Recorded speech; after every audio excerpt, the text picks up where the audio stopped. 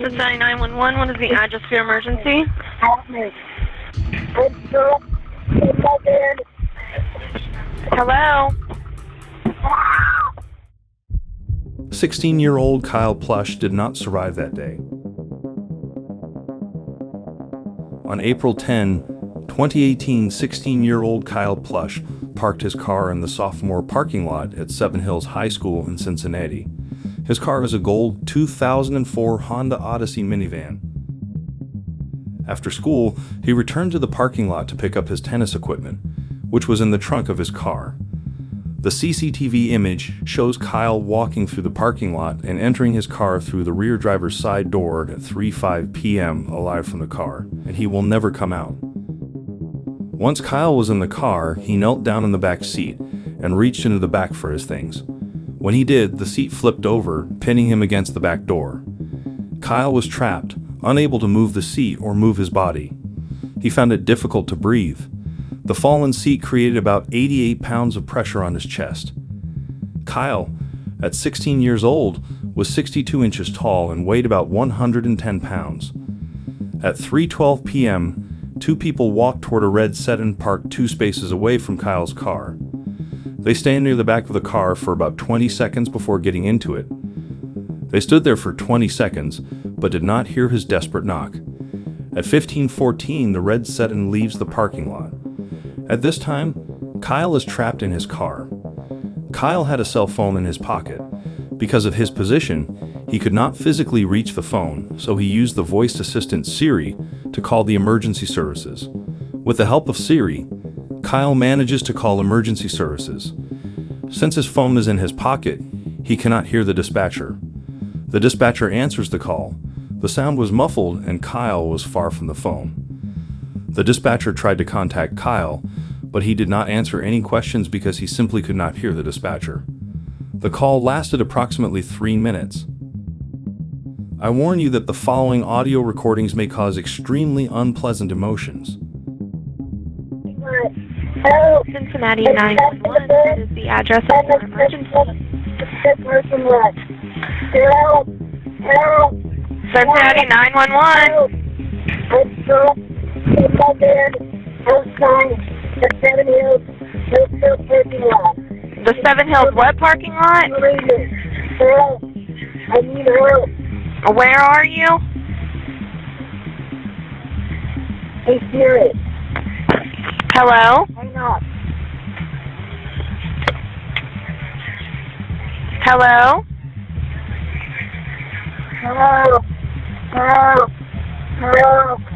Where are you?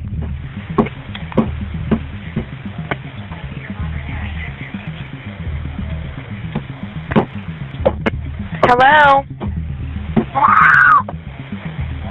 Where are you? Can you hear me?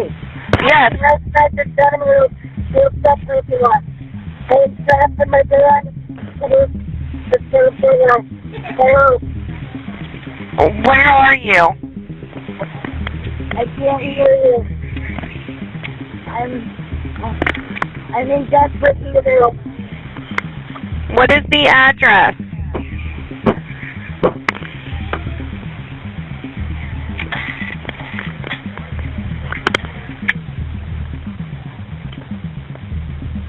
I'm in help. Help. Help. I can't hear you. Where are you?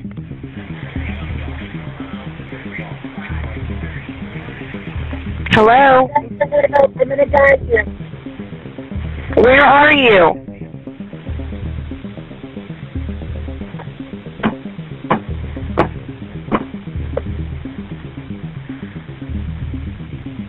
Help. During the first call at 3:16 p.m., a person walks near Kyle's car. At 3:19 p.m., the driver of the gray SUV parked next to Kyle's vehicle returns to his vehicle and drives off. He also has no idea that anything is wrong. At 3:21 p.m., two people walk past Kyle's minivan and get into a dark sedan parked across the street, then drive away 2 minutes later. 2 police officers were dispatched to the scene at 3:22 p.m. The following information was radioed to the officers. Unknown problem. 5471 Red Bank Road. Woman calling. The dispatcher hears a woman scream, "Help me, I'm stuck in my minivan. I'm in a parking lot at Seven Hills." The dispatcher repeated that she did not hear the caller. The subscriber hung up. The address he provided, 5471 Red Bank Road, was near where Kyle's minivan was located and correctly placed it in the correct parking lot. Kyle's vehicle was parked in 12 parking spaces north of the address location. Police officers arrived on scene at 3:26 p.m. and activated their body cameras. They ate and listened to music on the radio while driving around school parking lots looking for Kyle's car. Officers then turned off their cameras as they drove around school parking lots. Turning off video cameras before filming the scene violated city policy. Although they had not yet officially cleared the scene, officers turned off their body cameras as they decided to call off the search for the minivan. They decided not to search the north lot near the thrift store where Kyle's car was located. At 3:34 p.m., Kyle used Siri on his phone again and successfully dialed emergency services while police officers were still at the scene. This time another dispatcher, Amber Smith, answered the call.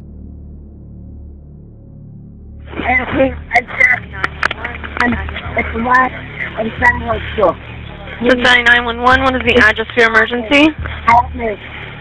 Anyone there?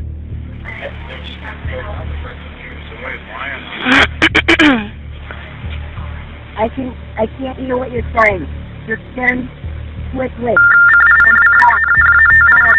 I'm ready to go. I'm out of here.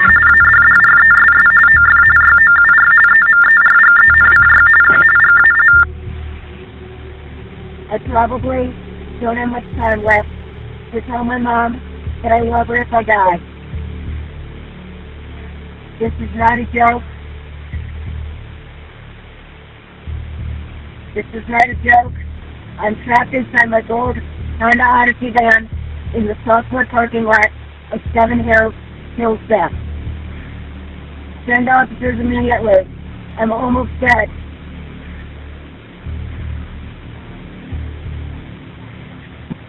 Seven Hills now. Seven Hills.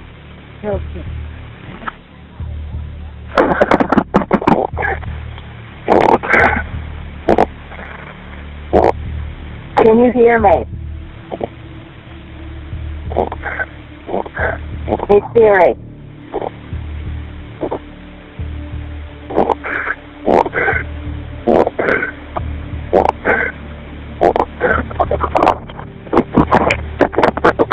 Hey Siri.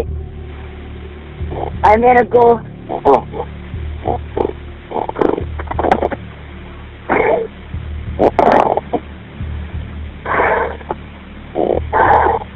Hey Siri. Hey Siri. Hey Siri. Hey Siri. Hey Siri.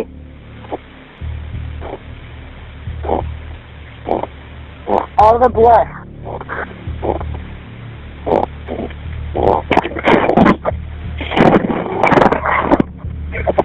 Hey Siri.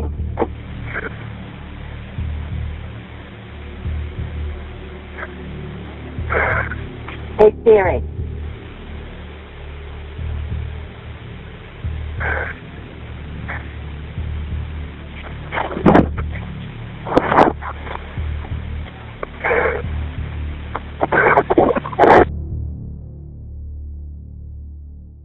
Amber Smith, the dispatcher who answered the second call, told investigators she couldn't hear Kyle on the line, so she activated the TTY feature to receive calls from people with hearing loss, which reduced the caller's volume by 75%.